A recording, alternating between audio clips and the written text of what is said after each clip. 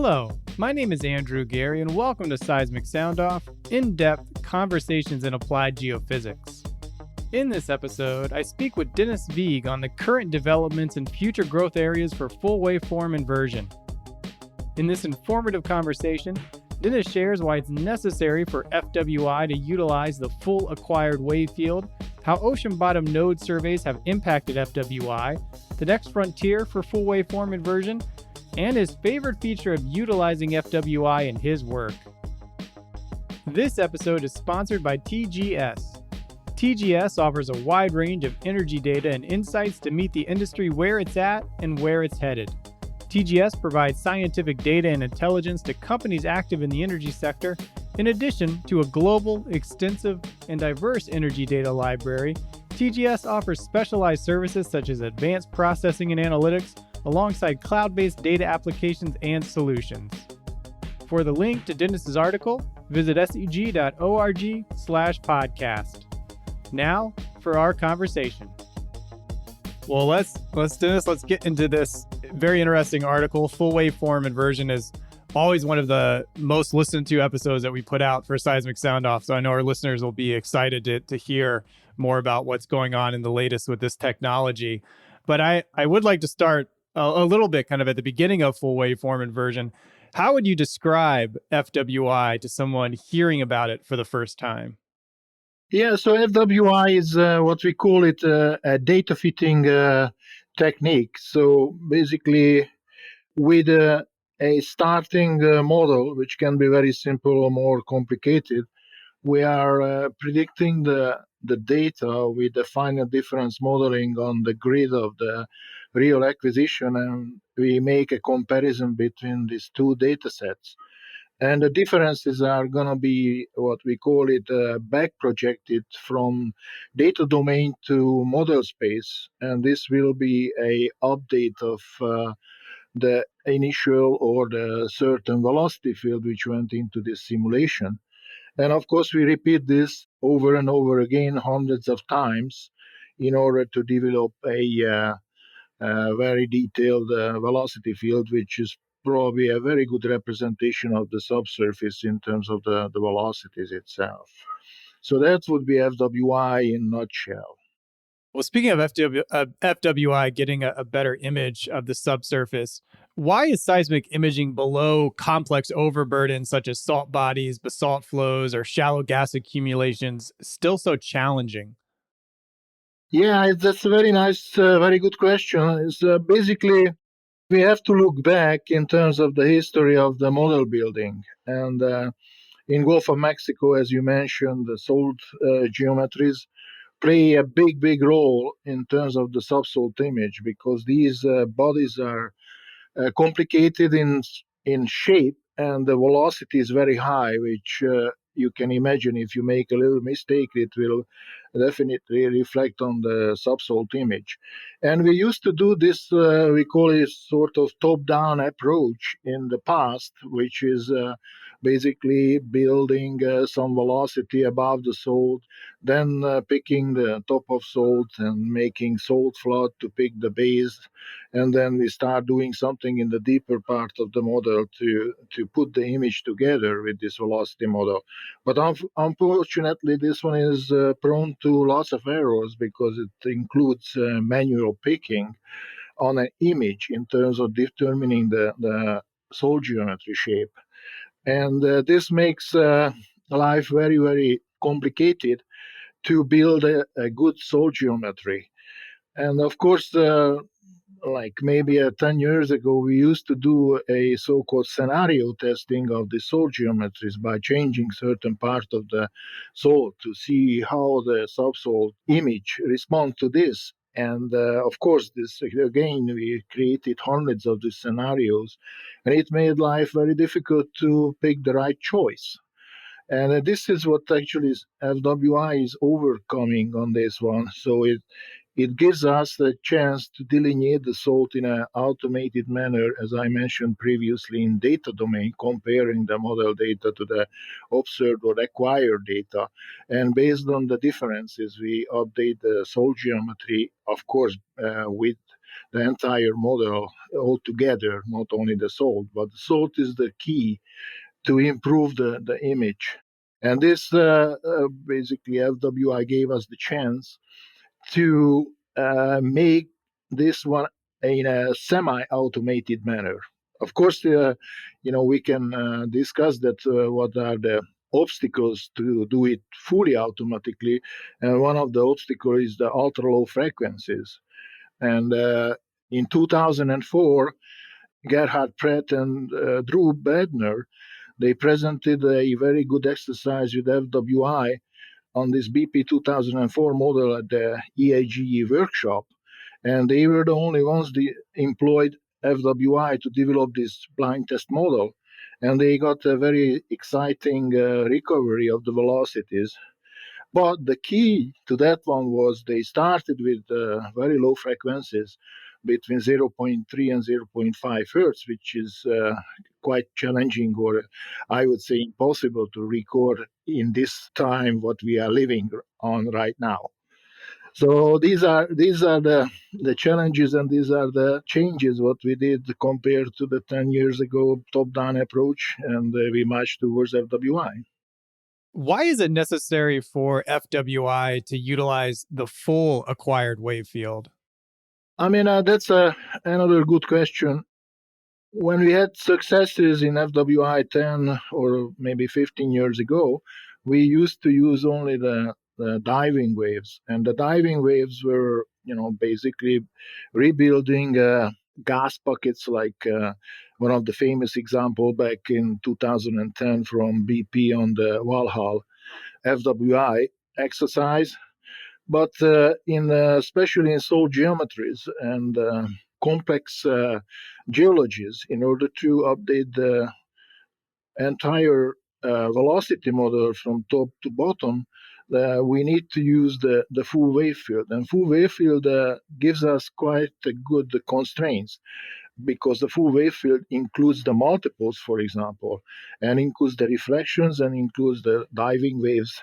And all these elements all together can give us updates and definitely improvements in the velocity updating technique, as we call it FWI, rather than just relying on purely on the diving waves. And as you may know, in complex areas, the diving waves are interfering with lots of refractions and multiples, and it's not easy to just separate them. And it's a lot more robust if we rely on the full wave field rather than just a part of the wave field. I want to ask a question that you asked directly in the article, and the name of your article is The Impact of Acquisition Geometry on Full-Waveform Inversion Updates. And the question you pose in there, how good must the deep part of the starting model be to avoid cycle skipping when explaining the data?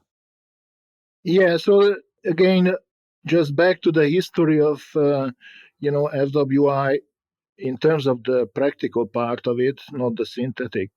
So we employed FWI, as I said, more than a decade ago, but most of the time we had, let's say, short offset data and mostly streamer data.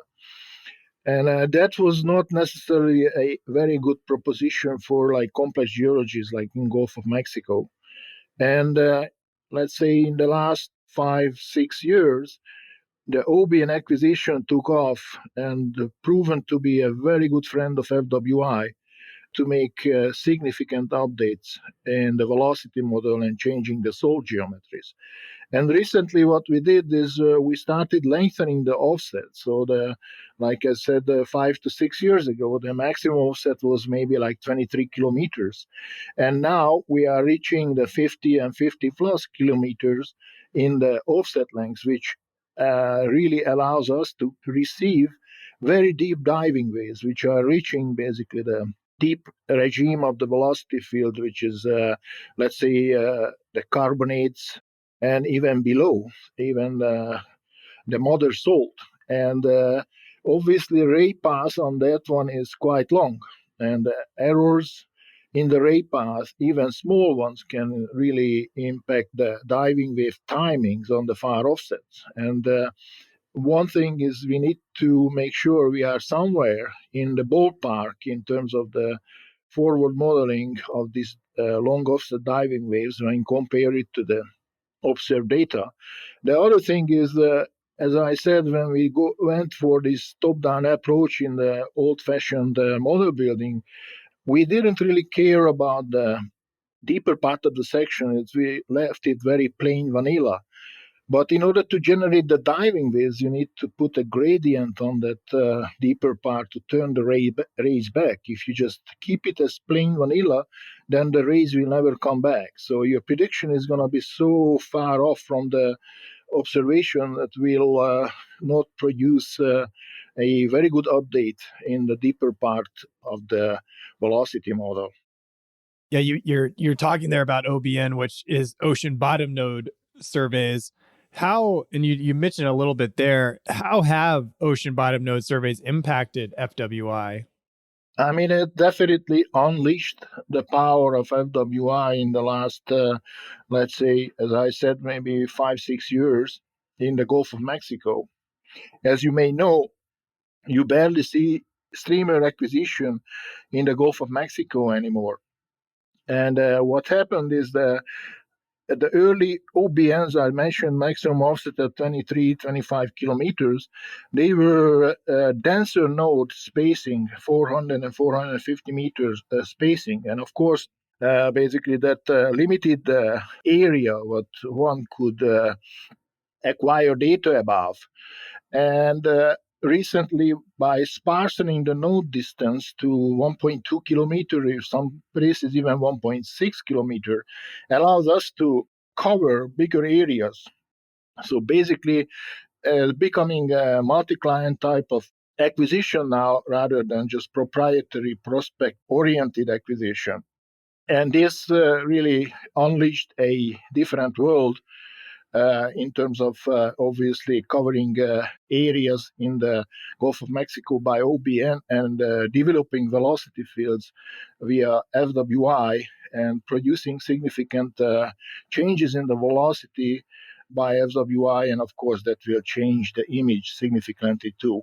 And the other positive development of the OBN is we are acquiring low frequencies, not the 0.5 hertz, but definitely between 1 and 2 hertz. And this will improve just the image itself and, of course, aids FWI significantly.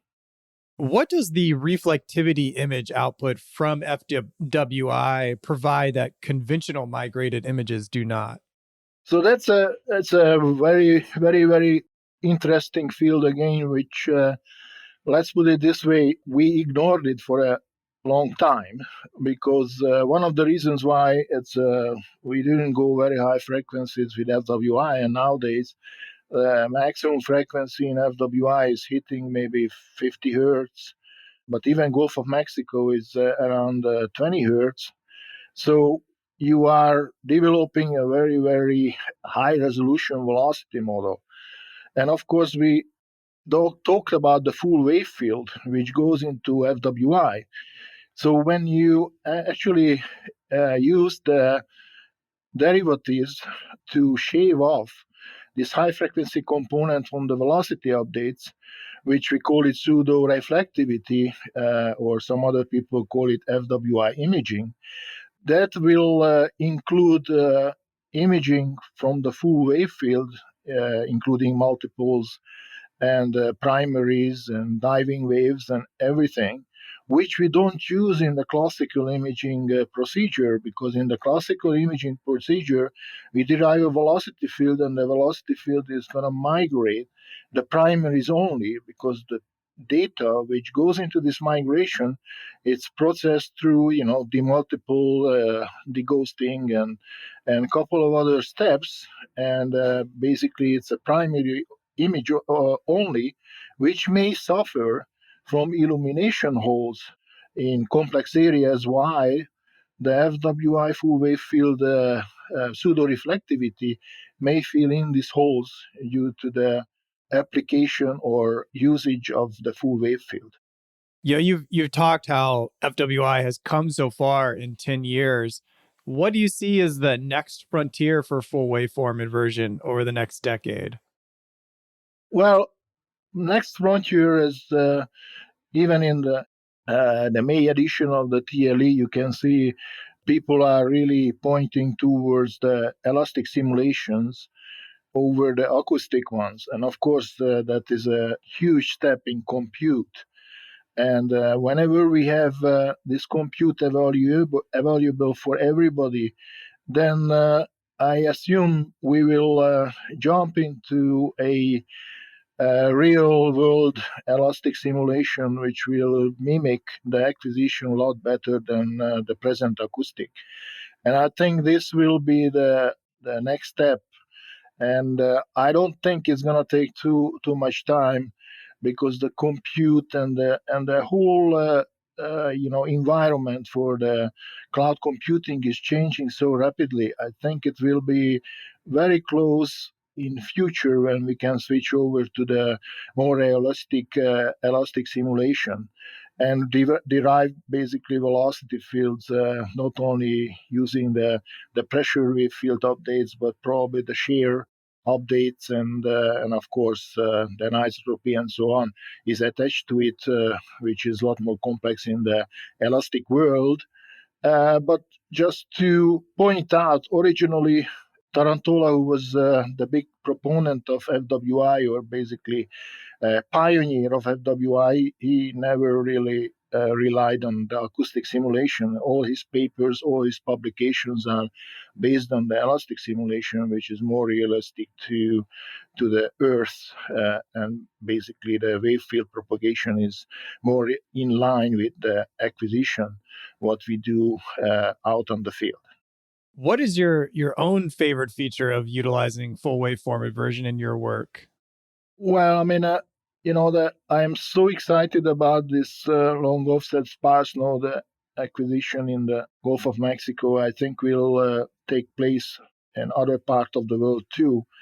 But this really unleashes the full power of FWI, and you see it, by your eyes, how bad or how ignorant we were 10 years ago, not paying attention to the subsalt and the deeper velocity fields and its complexity, which is coming out very nicely with this new long offset sparse node acquisition.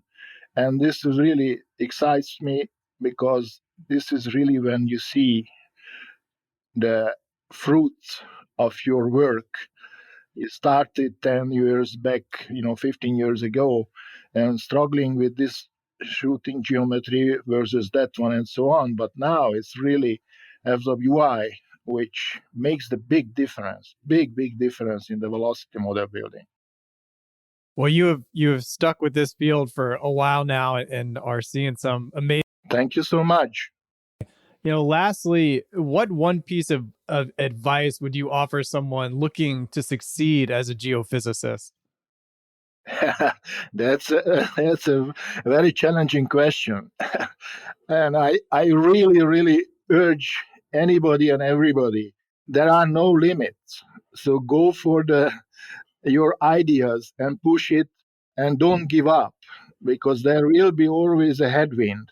And I can tell you, it's my personal experience on FWI. I presented FWI in 2007 at the SEG, and based on that work, there were lots of people, pushing back on this technique and saying it's not going to work. And thanks God we ignored those people and pushed until, more than 10 years later, you can see really this is changing the velocity model building worldwide. And it's a must to do. And it doesn't matter where you are. And it became a production tool, and using it every day everywhere in the world. And this is a kind of example what I would like to give to everybody. Don't give up. You will see pushbacks, but just go straight and push through this headwinds, and you will see the light at the end of the tunnel. It may take time, but you will see the fruits of your work. Well, that is speaking for someone who has been there and done that. So thank you for that great advice and for highlighting what's going on with full waveform inversion and your latest work. And good luck in the future. Thank you so much. Thank you for listening to SEG's flagship podcast, Seismic Sound Off. SEG produces these episodes to benefit its members, the geophysics community, and inform the public on the value of the science.